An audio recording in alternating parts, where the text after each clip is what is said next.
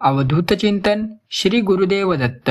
दत्तगुरूंच्या कृपेने तुमच्या सर्व मनोकामना पूर्ण व्हाव्यात अशी गुरुचरणी प्रार्थना करून आजच्या व्हिडिओला सुरुवात करूया. श्री गुरुदेव दत्त. भाग 1. दत्तात्रेयांचे दिव्य आगमन. दत्त जयंतीची रात्र म्हणजे केवळ एक तिथी नाही, तर ब्रह्मांडातून उतरणारी दिव्य ऊर्जा आहे. या रात्री विश्व हलकेच शांत होते आणि दत्तगुरूंचा आशीर्वाद पृथ्वीवर वर्षावासारखा बरसतो. एक छोटा दीप लावला, एक तुळशीपान अर्पण केलं आणि मनात भक्तीची ओंजळ धरली की गुरु आपल्या जवळ येतात. या रात्री एक उपाय मनापासून केला तर आयुष्यातील अडथळे, संकटे, भीती, चिंता सगळं जणू धुरासारखं निघून जातं. आत्मविश्वास वाढतो, घरात शांती येते आणि नशीबही खुलतं.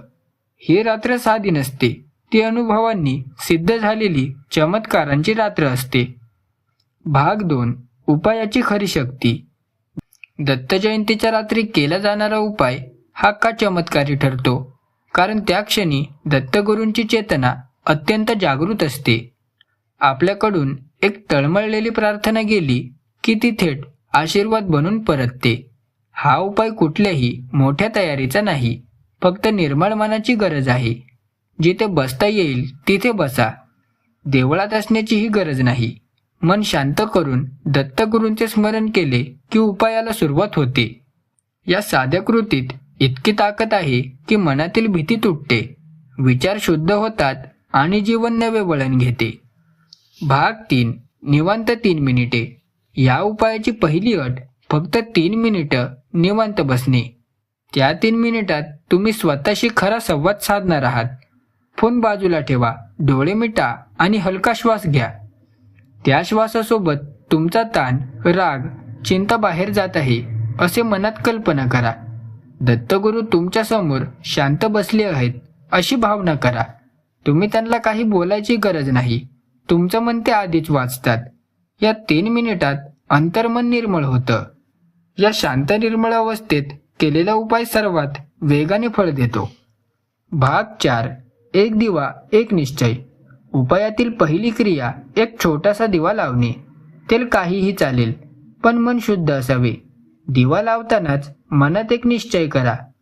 आजच्या रात्री माझ्या आयुष्यातील त्रास संपणार आहे. हा निश्चय हीच उपायाची गुरुकिल्ली आहे. दिव्याची ज्योत मनातील भीती वितळवायला सुरुवात करते. त्या लोण्यासारख्या उजेडात तुमचा नकारात्मक विचार वितळतो. जसजसा दिवा पेटतो तसतसे दत्तगुरूंचे संरक्षण तुमच्या भोवती विस्तारू लागते. साधी वाटणारी ही कृती असामान्य परिणाम देत जाते. दत्तगुरूंचे नामस्मरण. या उपायाचा मुख्य भाग दत्तगुरूंचा एक सोपा मंत्र. 3दा मनापासून म्हणा, ओम श्री दत्ताय नमः, ओम श्री दत्ताय नमः, ओम श्री दत्ताय नमः. एवढंच. जोरात नाही, हळू नाही, फक्त मनाला जसं भावेल तसं. हा छोटासा मंत्र मनातील अंधार प्रकाशात ओततो. घरातील नकारात्मक ऊर्जा बाहेर पडते, मनात शांती पसरते.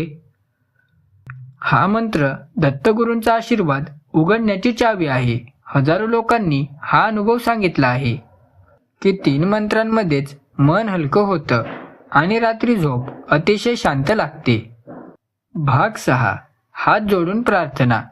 मंत्रानंतर हात जोडून एक साधी प्रार्थना करा.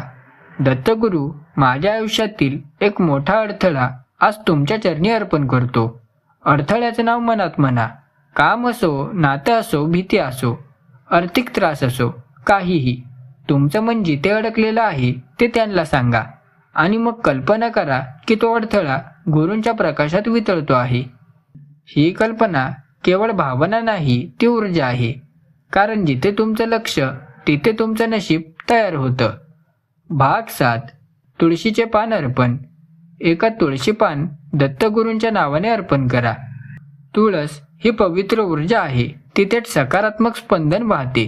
तुम्ही तुळशीपान ठेवताना म्हणा, माझ्या घरात सौख्य, शांती, संरक्षण आणि आशीर्वाद नांदो. बस, जास्त काही नको. तुळस तुमच्या घराच्या दारातून नकारात्मक शक्ती बाहेर फेकते. हा उपाय इतका सोपा की घरात काहीही संकट असलं तरी जडपणा हलका होतो.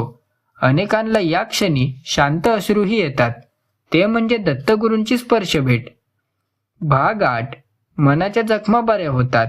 दत्त जयंतीची रात्र अशासाठी खास की या रात्री मनातील जखमाही शांत होतात.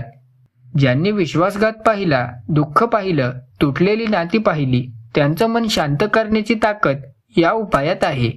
आपण अनेकदा लोकांना क्षमा करतो, पण मनातून विसरत नाही. दत्तगुरूंच्या समोर बसून म्हणा, गुरुदेव, मी सोडून देतो. ही 4 शब्दांची भावना मनातील भार हलका करते. असे म्हटल्यावर शरीर हलकं वाटतं, छातीवरील दडपण सुटतं. दत्तगुरूंचा प्रकाश मनावर मलमासारखा बसतो. भाग 9. कर्माचे गुंते सुटतात. कधी कधी आयुष्यात अडथळे येतात. काय येतात माहितीये, पण जुन्या कर्मांचे गुंते असतात.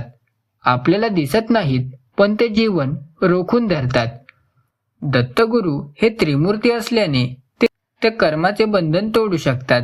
या उपायाच्या वेळी एकदा मनात म्हणा, दत्तगुरू माझ्यावरचे अदृश्य बंधन सुटू दे.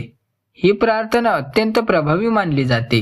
अनेकांनी अनुभव सांगितला की अशक्य वाटणारी कामं पुढच्या काही दिवसातच गती घेऊ लागली, कारण ऊर्जा बदलली की नशीबही बदलतं. भाग 10.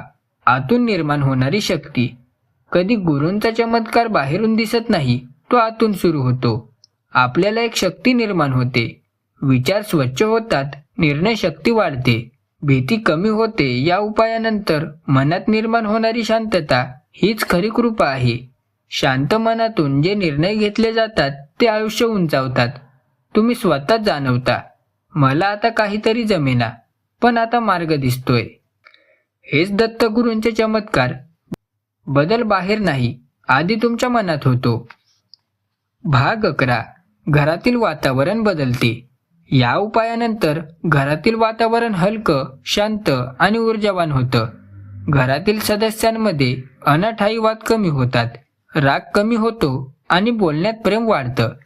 कधी कधी घरात एक अदृश्य तणाव जाणवतो, कुठेतरी काहीतरी जड वाटतं. हा उपाय त्या ऊर्जा संतुलनाला शुद्ध करतो. दिवा, तुळस आणि मंत्र या तिन्हीच्या संगतीने घरचं वातावरण मंदिरासारखं होतं. ही बदललेली ऊर्जा तुमच्या कामातही भाग्यसाथ देऊ लागते. भाग 12. नशीब उघडण्याची सुरुवात. हा उपाय केलेल्या हजारो भक्तांना एक समान अनुभव सांगितला. नशीब अचानक उघडू लागलं. काही लोकांना हरवलेली संधी परत मिळाली. काहींचे अडकलेले पैसे सुटले. काहींचे नकारात्मक लोक दूर झाले. काहींना एक नवीन मार्ग दिसला, जिथे तो आधी चालायलाही घाबरत होते. दत्त जयंतीची रात्र म्हणजे रिसेटचा क्षण. त्या रात्री दिलेला निश्चय, केलेला जप आणि शांत मन हे नशिबाला नव्या दारातून आत येऊ देतात. या व्हिडिओमधून तुम्हाला दत्तकृपेचा स्पर्श जाणवला असेल तर कमेंटमध्ये श्री गुरुदेव दत्त लिहायला विसरू नका. व्हिडिओ आवडला असेल तर व्हिडिओला एक लाईक आणि चॅनलला सबस्क्राईब करायला विसरू नका. तर चला भेटूया लवकरच पुढच्या व्हिडिओत. श्री गुरुदेव दत्त.